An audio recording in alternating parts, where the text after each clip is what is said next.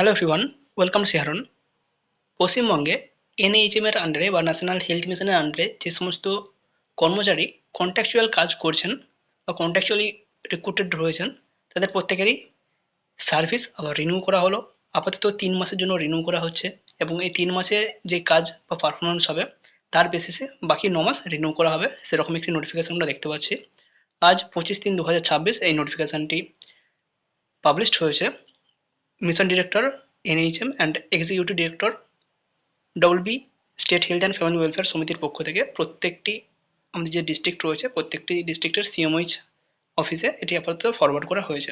এখানে সাবজেক্টে আমরা ক্লিয়ারলি সেটাই উল্লেখ পাচ্ছি, renew of service of the existing contractual employees under National Health Mission engaged by district health and family welfare samiti or engaged by West Bengal State Health and Family Welfare Samiti and posted under control of District Health and Family Welfare Samiti.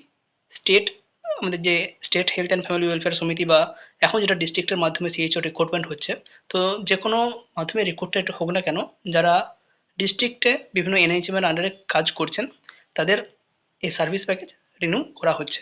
এটা আপাতত যারা staff nurse রয়েছেন, CHA রয়েছেন বা community health assistant রয়েছেন বা CHO community health officer, এছাড়াও pharmacist, lab technician, BMS, ব্যামস, বিভিন্ন বিভিন্ন ধরনের পোস্ট রয়েছে এই এনএইচএম এর আন্ডারে। যারা রিক্রুটেড রয়েছেন তাদের প্রত্যেকেরই সার্ভিস আপাতত রিনিউ করা হচ্ছে। এখানে আমরা যদি আরও কিছুটা পড়ি, এখানে বলা হয়েছে 1/4/2026 থেকে 30/6/2026 পর্যন্ত এই 3 মাসের জন্য আপাতত রিনিউ করা হচ্ছে এবং পরবর্তী সময়ে এই 3 মাসে কী কাজ হচ্ছে তার বেসিসে আরও বাকি যে 9 মাস থাকছে একটা ফিনান্সিয়াল ইয়ারের, সেটাও রিনিউ করা হবে। এখানে সেটাই উল্লেখ রয়েছে, যারা রয়েছেন প্রত্যেকেই আশা করি এটা পড়ে নিয়েছেন। জাস্ট আমরা আরও জানিয়ে রাখলাম যারা জানে না।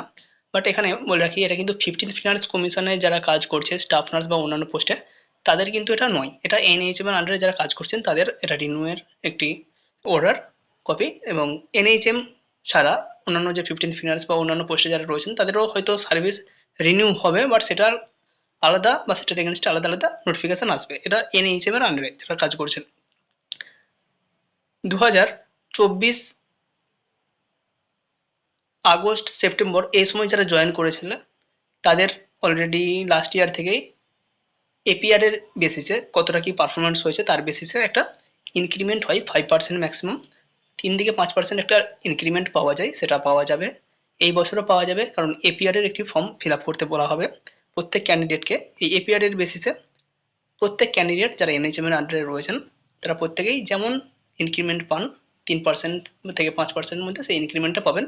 বাট 2025-এর পর যারা জয়েন করেছেন এনএইচএম এর আন্ডারে, সেটা সিএইচ হোক, সিএইচএ বা অন্যান্য স্টাফ নার্স, তারা কিন্তু এখনই কোনো ইনক্রিমেন্ট পাবেন না। 2028 পর্যন্ত তাদেরকে ওয়েট করতে হবে। তো এখানেই নোটিফিকেশনটা রয়েছে, কারো যদি প্রয়োজন হয় নোটিফিকেশনটা ফলো করে নিতে পারো। প্রত্যেক ক্যান্ডিডেট যারা এনএইচএম এর আন্ডারে কন্ট্রাকচুয়ালি আপাতত রিক্রুটেড রয়েছেন প্রত্যেকেই কিন্তু এটা কাজে লাগবে। Thank you.